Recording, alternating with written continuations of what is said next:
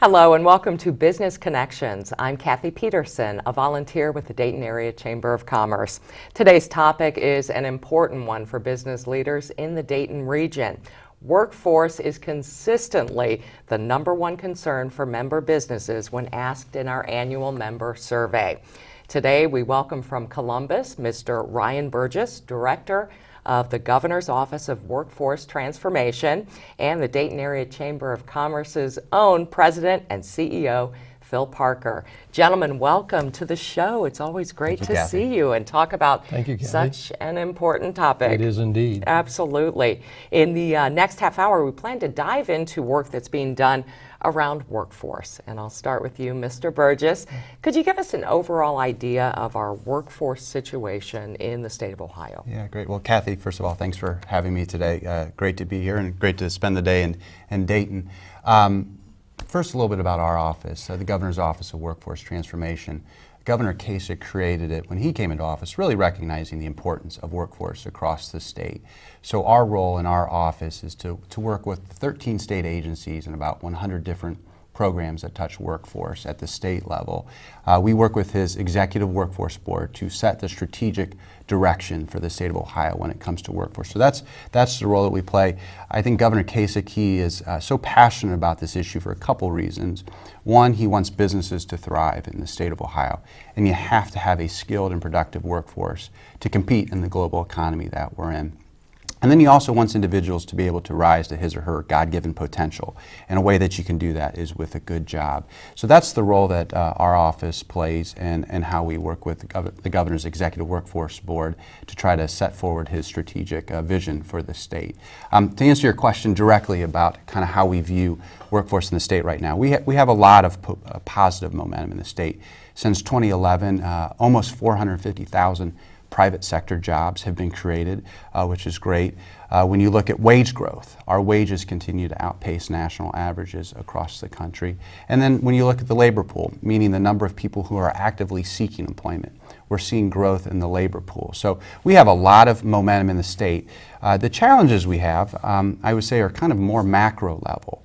When you look at automation and technology and how that is going to impact our workforce and the jobs and the skills that you need for those jobs, that is definitely a challenge we can't lose track of. And then when you also look at demographics across the state, the population growth in Ohio has been flat over going back 40, 50 years. When you look at the population, it's also aging. So those are some demographics that we can't lose of as we move forward in the state of Ohio when we address some of the workforce challenges that we do have. And I like that, it's called workforce transformation. It was a very thoughtful decision to call it that because we are in transformation. Absolutely. Now, talk a little bit about that. We were very strong manufacturing, which we still are, but transformation. Right, it is. And our economy, not only across the world, but here in the state of Ohio, our economy is changing from a more goods-based economy to a service-based economy. And that's going to have an impact, again, on the jobs that we offer here. Governor Kasich, he's worked hard to try to, along with the legislature, to make Ohio more conducive to job creation and trying to entice different industries that come to Ohio. So manufacturing and agriculture are always going to be important to the state, but how can we also attract the Amazons, the IBM Data Analytics Center that's in Central Ohio? How can we bring new industries here to create more jobs for Ohioans? Absolutely. And Mr. Parker, you hear from business leaders every single day. What are some of the things that you're hearing from them?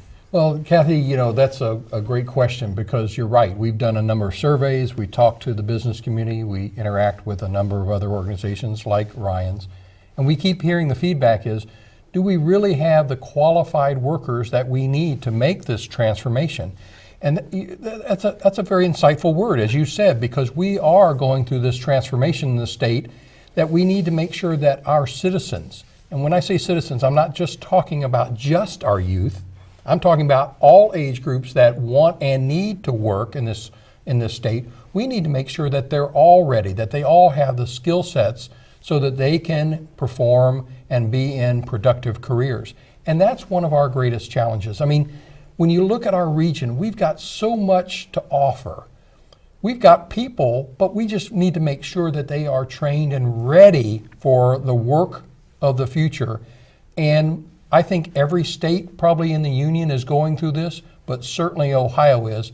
And I can appreciate the governor's vision, his enthusiasm over this subject as a person that has worked in the private sector. I think he truly gets what's happening out there. And I think he really wants to make sure that we make this transformation to get the people of Ohio back to work. And Ryan has shared over time with many of us this whole concept of if people are working, they are typically not in poverty, let alone they are creating good middle class families and incomes. And that's where we want to be in Ohio. Yeah.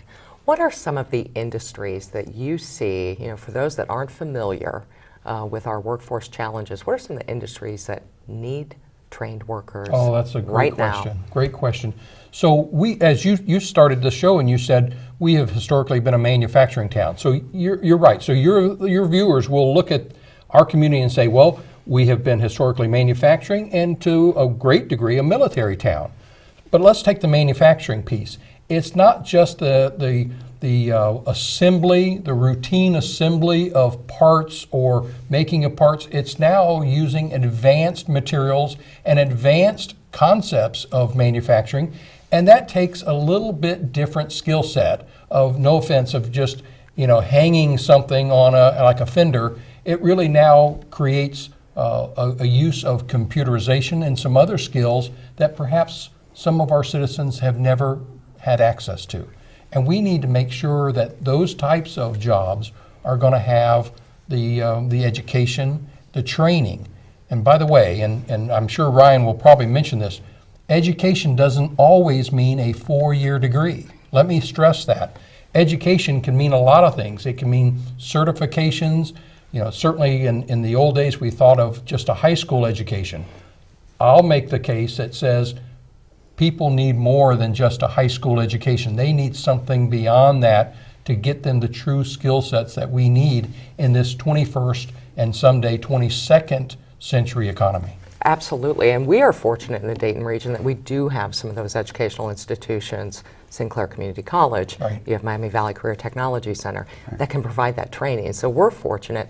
What have you seen in other parts of the state as far as challenges they're facing for workforce? Is it universal throughout the state? You do see some common challenges across the state, but one of the strengths of Ohio, we have diverse regional economies, and that's a strength. But that also leads to some unique challenges. Phil was talking about the unique industries that you have here. I, along with the head of the Department of Higher Education, John Carey, we've visited Wright-Patterson a few times, and one of the emerging industries, if you will, or occupational families is around cybersecurity, not only on the base but outside of the base. And how can, and there's great work already being done here in Montgomery County in terms of the Educational Service Center, the Montgomery County ESC. They're already facilitating some great coordination between the business community and the education system. Governor Kasich talks about how do we capture the imagination of young people so they can see the jobs that are there.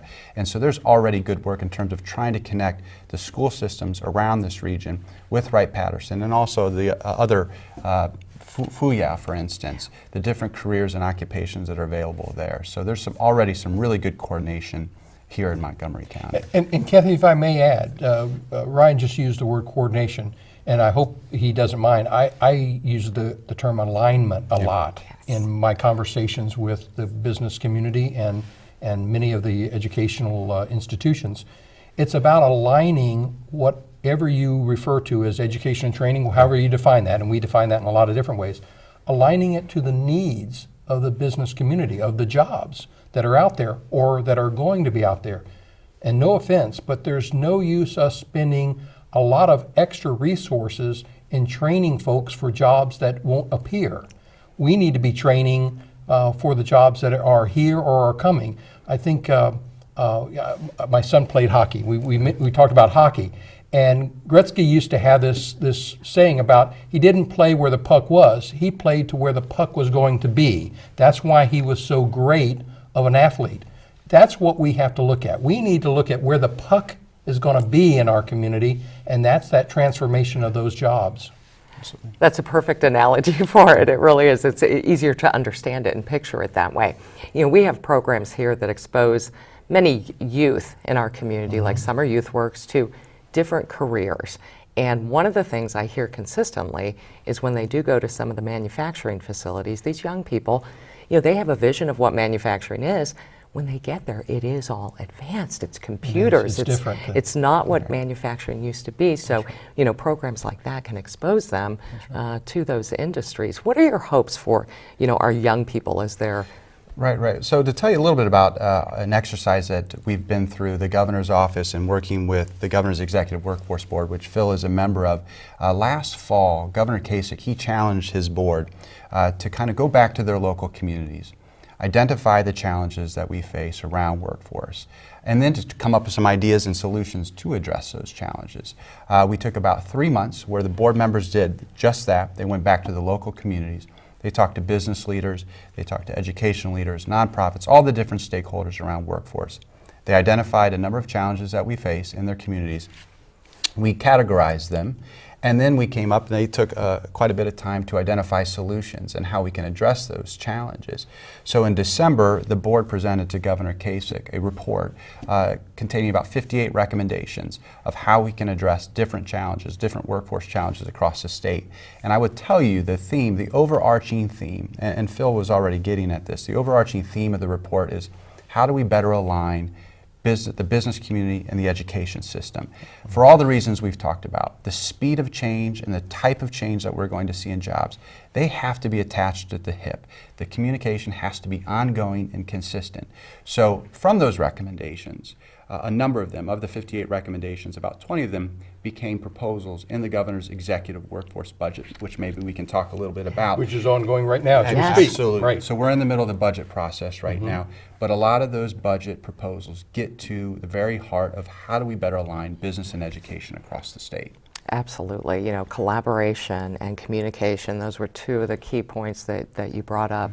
Phil, how important are those things? You touched on it a little bit, but when you're trying to strengthen your workforce? Well, you know, bottom line, Cathy, and you've been around the chamber for a number of years as a great volunteer, I think you understand our whole mantra, and we truly believe that without a thriving business community, we don't have a community. We don't have the quality of life. We don't have the things that we want for our children and our grandchildren and our citizens. So this is awfully important for us to get this right.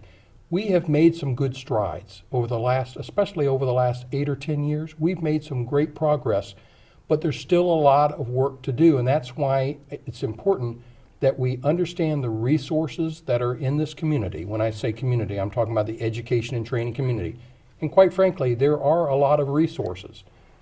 Some people will debate that with me, but I contend that there's a lot of resources. How do you make sure that you're using those to the very best of our ability to get the type of return on investment that we want? And to the business community, education is a means to an end. It's not the end product. Workforce is the end product, because talk to any business owner, talk to any CEO, their number one asset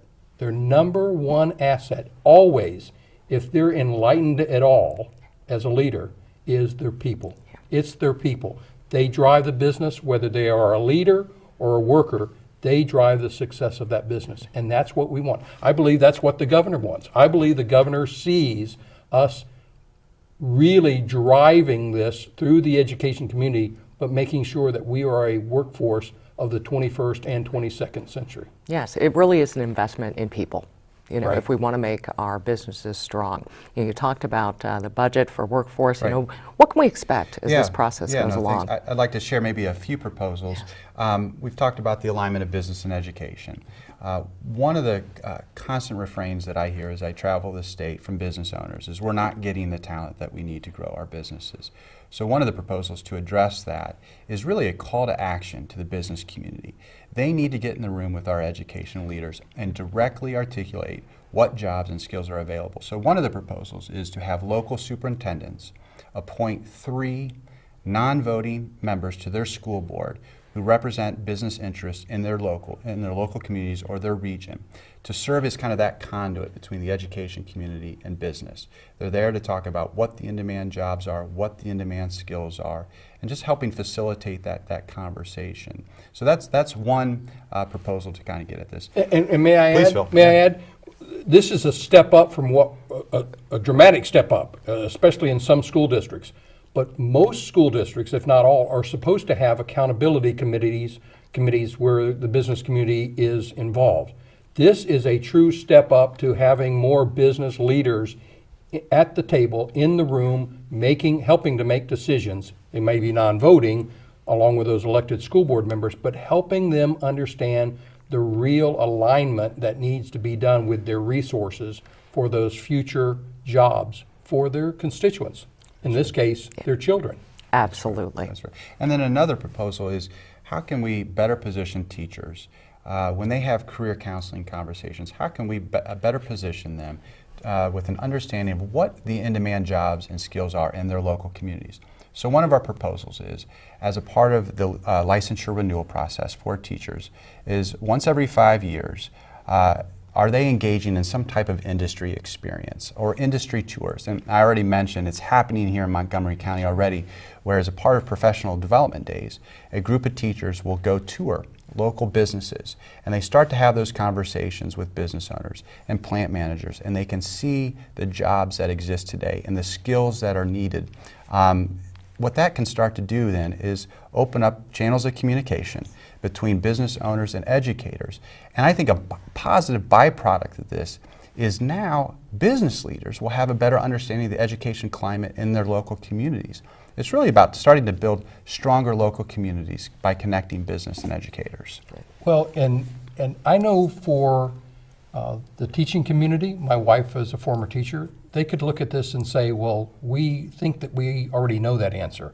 But quite frankly, we've been engaged in that as a chamber of trying to help teachers access some of these industries and companies out there. And what we have found is their response has actually been remarkably positive, because they thought that they knew some of the ins and outs. You started the show by saying, manufacturing at one time had this perception that it was this dirty, grimy business. It's no longer that at all. And when instructors, teachers, people from our school systems walk into these manufacturing plants, they are just amazed how much the technology is used there and how this is a different application to the skill sets of the people. And they need to be, I hope that they want to be, our strongest advocates in the schools to make sure that those children understand the opportunities that we might have in our community so that we can give them great jobs, but importantly, and I have grandchildren in this community, we want them to stay in our community.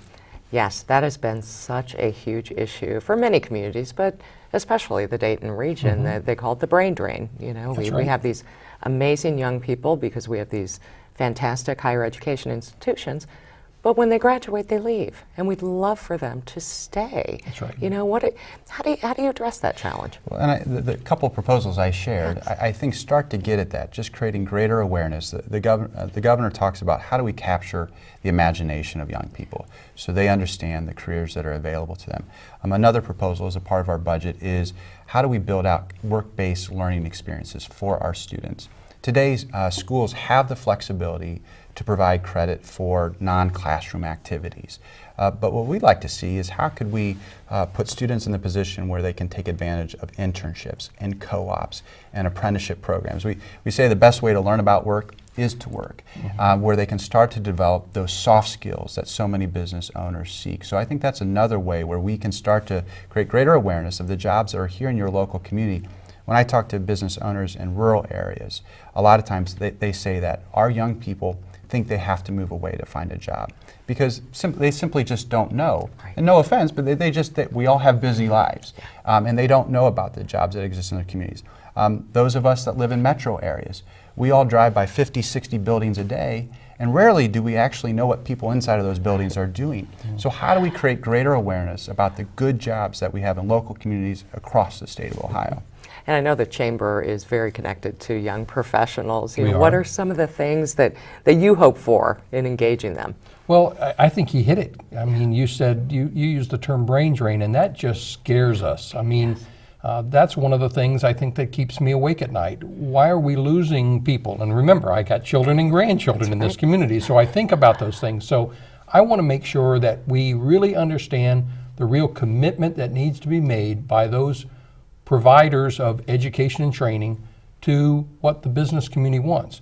But they need to hear from the business community. They need to hear what the specific needs are or what the specific jobs are so they can try to tailor their programs.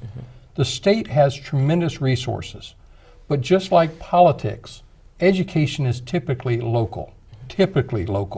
So we just need to make sure that we're aligning the resources, both local and the state resources that might come back to communities like ours. How are we using that effectively to get the type of product we want? And that is that educated workforce that is in tune to the future jobs of our community. Yes. And Phil, I want to talk about in 2005 how the Chamber received the Lumina Foundation grant. Right. That's true. And how we're using that toward workforce. Well, that's an interesting one because Lumina, which is located in Indianapolis, I have a good relationship with them and have for a long time. They typically have taken a lot of opportunity to talk about higher education and the needs for degrees in higher education. But even they have evolved and changed some of that mantra over the last few years. When we applied for a private sector grant, the private sector foundation from them, we said, we think you're right. This needs to drive down into the high school system. So our particular grant is really key to this whole transformation of young people, teachers, advisors, counselors in the high schools, learning what is available and what is needed in the business community. So that's where we're trying to take it to our local high schools. And we're not saying that the other areas aren't important. Please don't, not at all. But we're saying is someone, the Chamber of Commerce, someone has to speak on behalf of the business community to say, here's the jobs of the future. So as you're in school and you go home and your parents are helping counsel you and talk to you, we want you to be informed of the future. And we think that grant, and we think our organization is one of the organizations that can help do that. Definitely. Now, Ryan, what are some of the other initiatives that the governor's office has going on? Right. Well, a few more to share with you. Yes. In terms of his budget. We're talking about career pathways. One proposal that's in the budget is how do we start to develop a pathway that gives multiple on-ramps and off-ramps for young people. And the example I give is aligning a recognized pre-apprenticeship program in a skilled trade and aligning it with College Credit Plus, a very successful program for the state already, which is saving parents and students a lot of money that they would spend otherwise for college. The College Credit Plus, the last year since its inception, has been really focused on kind of traditional academic pursuits. Now, if we can start to align it with recognized pre-apprenticeship programs, where a student is earning high school credit, earning college credit towards his or her apprenticeship program, and then also make some money if they're working.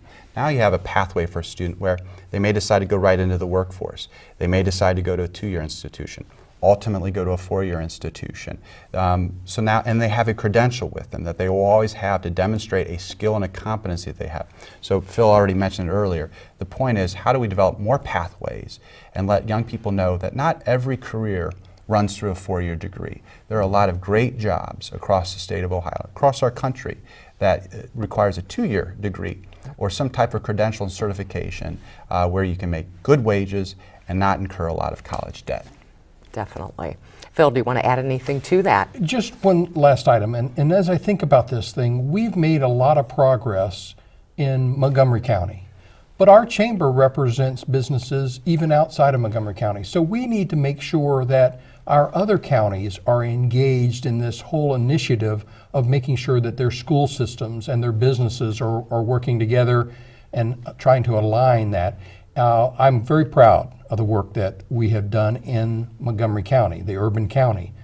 But remember, workforce is, at least it's regional. At the very least, it's regional. It's not just in the city anymore or in one town where you were born and raised. I have a neighbor that, I live in Beaver Creek, and he goes every day into Miami County into Troy. So he passes through Greene, he passes through Montgomery, and he goes into Miami County.